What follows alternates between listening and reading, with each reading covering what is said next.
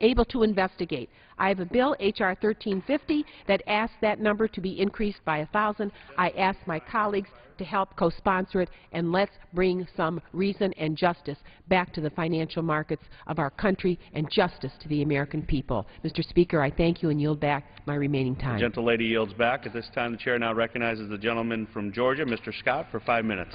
Thank you, Mr. Speaker. And Mr. Speaker, I rise today to talk about passing a balanced budget amendment today. I'll tell you, it's been a global debate, most recently over the finances of the world. And even in Europe, in the Eurozone, Merkel and Sarkozy are proposing that balanced budget amendments be a part of the constitutions of those countries that make up the Eurozone. It's not often that you'll find me agreeing with President Sarkozy. He's certainly not the great leader that Benjamin Netanyahu is. But on this one, I do believe that he was right to come out of his foxhole and support the balanced budget amendments. Every year, our Americans sit down at the kitchen table, pencil and paper in hand, and balance their budgets in their households.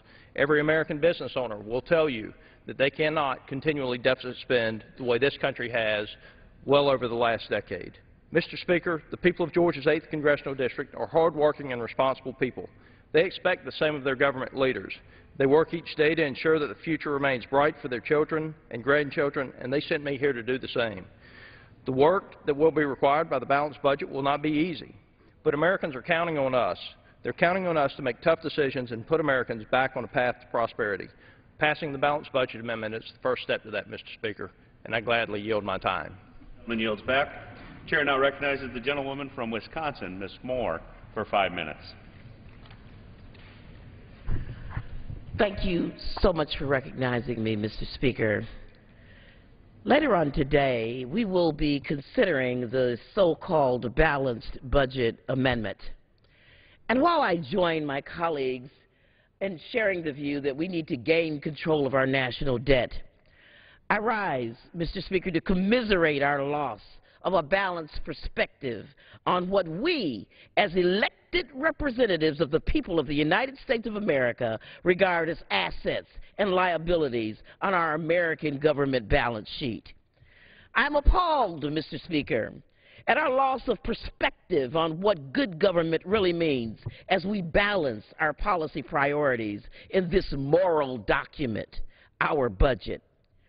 Mr. Speaker, we have perverted the concept of a healthy balance sheet as we worship at the feet of a religion that tones that government should be limited and perhaps have no role in the health, welfare, and safety of the American people. Balancing the budget sounds so simple, so appealing.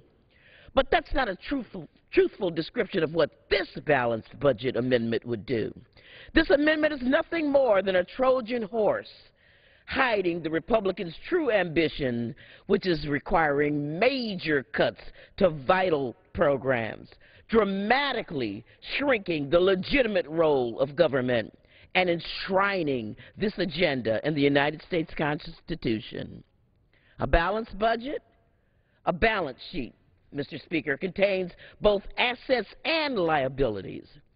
I would submit, Mr. Speaker, that it is a perversion of our American values to see our children, our future, as mere liabilities. Our students who need the government to invest in their higher educations as mere liabilities. Our communities, the economic engines of our economy, who may be subjected to national disasters such as hurricanes and liabilities, who need to rebuild modern transportation systems, to see these as mere liabilities, and American folk who need to breathe clean air and drink clean water as mere liabilities on the federal government budget balance sheet. According to an analysis released this week by the Center on Budget and Policy Priorities, the amendment we're considering today would force cuts to all programs by an average of 17.3% by 2018. And if revenues are not raised, which there seems to be anathema to doing that, all these programs will be cut by the same percentage. Social Security, cut by $184 billion in 2018 alone. Medicare, cut by $117 billion in 2018. Medicaid and the Children's Health Insurance Program, cut by $80 billion in 2018. We have constructed a balance sheet where our people are not viewed as assets. Our American universities, our students, the next generation of inventions and innovators are seen as welfare recipients when we provide them with Pell Grants. Seniors who have earned retirement security are now seen as a drain on our system. These seniors who built our economy through their ingenuity and sweat, Medicare and Social Security for them is seen as socialism. Mr. Speaker, we've heard the constant drumbeat demanding that we severely restrain the benefits, the rights that we provide to seniors and to our people. And what do we regard as our assets on this balance sheet? Our bloated Cold War era military buildup. And what kind of balance sheet, Mr. Speaker, expends trillions of dollars on tax breaks to millionaires and expatriate corporations and treats revenue loss needed for the legitimate operation of the government like assets? This is a balance sheet reminiscent of a corporate raider that strips down all the assets and leaves the company limping lifeless in the dust. What kind of country lauds a balanced budget that achieves this balance on the backs of children, students, working-class families, the disabled, the hungry, the infirm, the elderly, and the environment, victims of natural disasters, and wounded veterans returning to unemployment in a jobless economy? Is this a balanced budget, Mr. Speaker, or is this our unbalanced priorities? And, Mr. Speaker, I would yield back the balance of my time. And thank you for your indulgence in listening to me today. The gentlewoman's time has expired. At this time, the chair recognizes the gentleman from Florida, Mr. Crenshaw, for 5 minutes. Well, thank you, Mr. Speaker, and I just wanted to make my colleagues aware of some legislation that I filed this week along with 28 original co-sponsors, Democrats and Republicans. The legislation was filed in the Senate as well, so it's a bipartisan, bicameral effort. It's going to be known as the ABLE Act, Achieving a Better Life Experience. And this is legislation that will paint a brighter future, make a better pathway for individuals with disabilities to meet the uncertainties that they face. I think we all recognize that individuals with disabilities, be it autism, be it Down syndrome, they face tremendous challenges today. They face struggles, both financial struggles and personal struggles that most of us can't even imagine. And they face those struggles without the advantage that our tax code offers for a lot of people in our society. For instance, if you want to save for college, you can set up a tax-free savings account.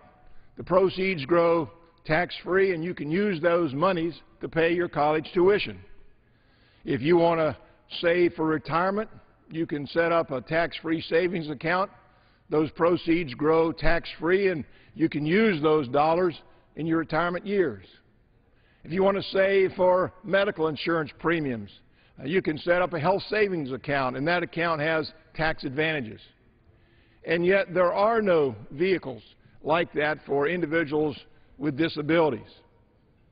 And you can imagine there are real-world examples where individuals with disabilities, they receive certain government benefits, but if they accumulate more than $2,000 of assets in their own name, then they're penalized.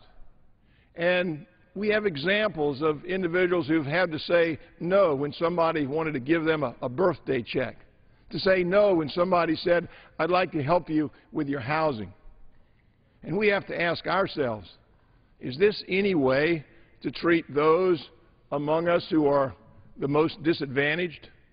And of course it's not. The answer is no. And that's why we have created this legislation. That's why we proposed this ABLE Act. It's very simple, it's very straightforward, it's understandable. What it does is allow individuals with disabilities to set up a tax-free savings account, as long as those proceeds are used for qualified expenses, like maybe special equipment, maybe educational needs, maybe transportation or housing. It's only fair that we make our tax code deal with the injustice that goes on today.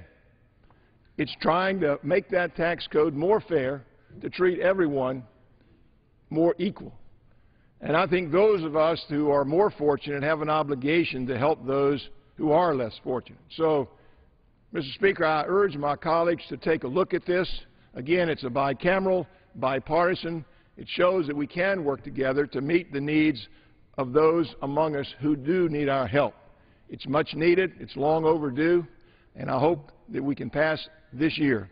So with that, Mr. Speaker, I yield back my time. Thank you. Back. Chair recognizes the gentleman from Illinois, Mr. Davis, for 5 minutes. Thank you, Mr. Speaker, and I ask unanimous consent to revise and extend my remarks. Without objection, so ordered. Mr. Speaker, I rise to pay tribute to Glenn Carine, a neighbor, a good friend, and one of the most dedicated, committed, and focused individuals that I've ever known. He was founder and CEO of Circle Urban Ministries in Chicago, Illinois. A few days ago, Glenn Carine passed away, but leaves a legacy that will live for many, many years to come. More than 30 years ago, Glenn and his family and a few circle of friends moved into the Austin community of Chicago, which was undergoing rapid change from a predominantly white community to what is now a more than 95% black or African American community.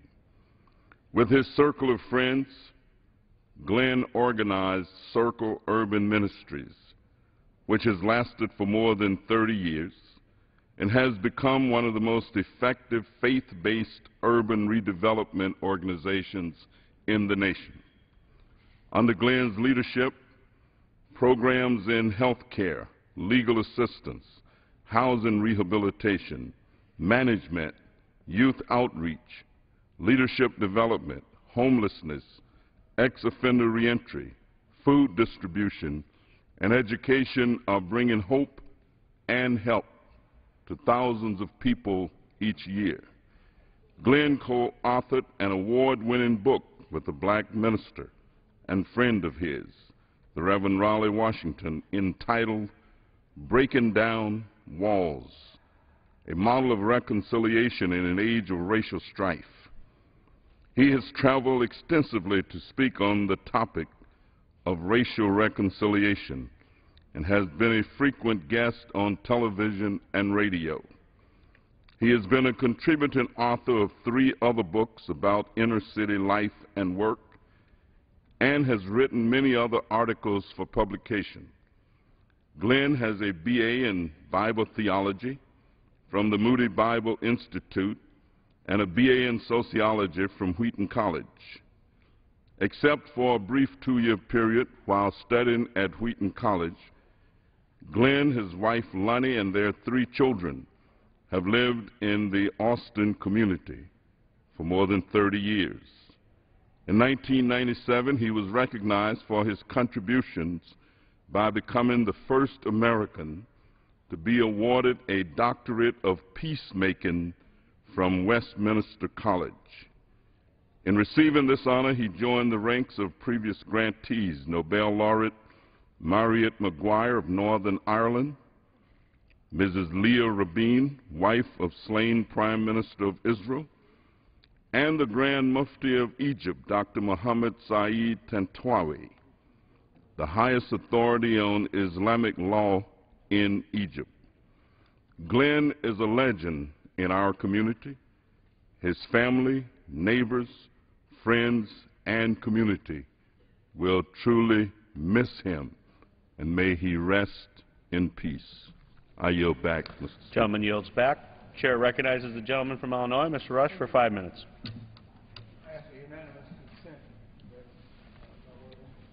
Without objection, so ordered. Mr. Speaker, earlier this month, some of our darkest fears came to light. As parents and mentors of young children, we were horrified to hear and read about news allegations of a sexual abuse scandal involving the Penn State University football program. In piecing the news together, there were clues and red flags along the way suggesting that the allegations are regrettably and probably true. Based on what is known now, it is also not inconceivable that the horrible actions alleged to have occurred at Penn State could have just as easily occurred at any other major collegiate sports program in the country. What this sad and tragic episode affirms is that the abuse of children is real and alive in the sports world today. And it is just as alive and real in collegiate sports as it could be in any institutional system that has commonalities with big-time college sports. A little more than a week ago, even before the news of the scandal broke, I hosted 2 collegiate sports roundtables here in our nation's capital. I invited sports journalists, economists, parents of former Big Ten or Big Division athletic scholarship recipients, and current professionally qualified basketball players and former collegiate student athletes to speak openly. They were asked what they thought about some of the NCAA new proposed reforms, like compensating student athletes with a stipend and increasing academic accountability of student athletes who play in bowl conference series tournaments. The roundtables dispel some widely held myths about the manner in which the colleges go about recruiting high school athletes. They also corrected some persistent misunderstandings about what and how much NCAA athletic scholarships and medical insurance cover. And they did an excellent job of exposing hardships that student athletes and their families face for being unable to come up with the extra money and to pay the differences in the medical costs and the cost of these athletic scholarships. The roundtable sadly affirmed that just as the scandal does, that the business of college sports is not beneath using and can even thrive in too many instances upon collusion, corruption, and cover-up. As part of its core purpose, the NCAA says its mission is to integrate intercollegiate athletics into higher education so that the educational experience of the student athlete is paramount. But unfortunately, I must say that I am highly suspicious of this creed, in that the NCAA system culture has increasingly become more shadowy and exceedingly exploitive. Exploitation maximizes revenues for colleges, conferences. Exploitation also helps member conferences and athletic programs hide behind flimsy excuses that doing more to support student athletes financially would be unprincipled and unacceptable. These hollow excuses and actions, The gentleman's time has expired. Mr. Speaker, as a nation, we must hear the voices of young victims, pray for their healing, and dedicate ourselves to doing all that we can to end the outrageous abuse of vulnerable children. We as members of Congress have two primary responsibilities. One, gentleman's time protect has our expired. nation against foreign enemies, and two, protect our children. God bless America, and God bless our children. The gentleman's time has expired. Chair now recognizes the man from Georgia, Mr. Woodall, for 5 minutes. The gentleman. Thank you, Mr. Speaker. It's always nice to come to the House floor after someone's just said, God bless America. It makes me feel good, sir. I won't associate myself with those remarks. Candidly, I'm a little worried about what happens here in this country. Mr. Speaker, I know you have the pleasure, as I do, of seeing all the folks from across America who come here to see the procedures that go on here on the House floor. And I know folks often wonder and probably ask you, Mr. Speaker, where is everybody? What's going on? Well, of course, with the exception of those of us on the House floor, everybody's in their office watching on the closed-circuit TV, so you can multitask, do it all. And I came down here to bring words to those folks who are watching on TV. But really, Mr. Speaker, it's about the youngest folks that we have in the country. It's about the economy that you and I are going to leave to the next generation of Americans. And we can do things here in this House today that guarantee a better economy in the years to come. Right now, I don't tweet, I don't use Twitter, I'm not that interesting that I have something to say to folks every moment of the day. But if I was tweeting, I'd tell you that right now in the Joint Economic Committee there's a hearing on fundamental tax reform asking the question, can tax reform boost investment and job creation? And the answer is absolutely it can. Here in this country, what we tax, we destroy. Think about that. The power to tax is the power to destroy. Mr. Speaker, when I go and speak to high school students, I say, okay, I've got a $20 an hour job working in my congressional office. Who wants to come work for me? Everybody raises their hand. I said, I'm going to need to tax you about $19 an hour on that, so you're only going to get to take home one. Who wants to come work for me? And all the hands go down. The hands go down because they don't want to work for a dollar an hour. They want to keep what they earn. The power to tax is the power to destroy. Today in this country, we tax income. We're the only nation in the OECD that does not have a consumption tax. We tax income. And when you tax income, which is productivity, you destroy productivity. I have a proposal that is the most widely co-sponsored fundamental tax reform proposal in either the House or the Senate. And it's called the Fair Tax. It's H.R. 25 here on the House side, and I have the great pleasure of working with so many of my colleagues to push that bill forward. It abolishes the income tax in favor of a consumption tax. Now, when we're in a tough economy like this, folks say, but Rob, I'm cutting back on my consumption. Would we still be able to bring in the revenue that we need with a consumption tax? Well, I bring charts. What you see here in the blue line is personal consumption. And what you see in the red line is personal income.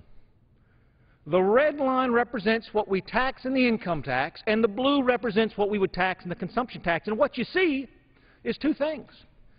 Number one, they're roughly the same. Roughly the same. Yes, we can tax consumption and bring in the same revenue we get today by taxing income.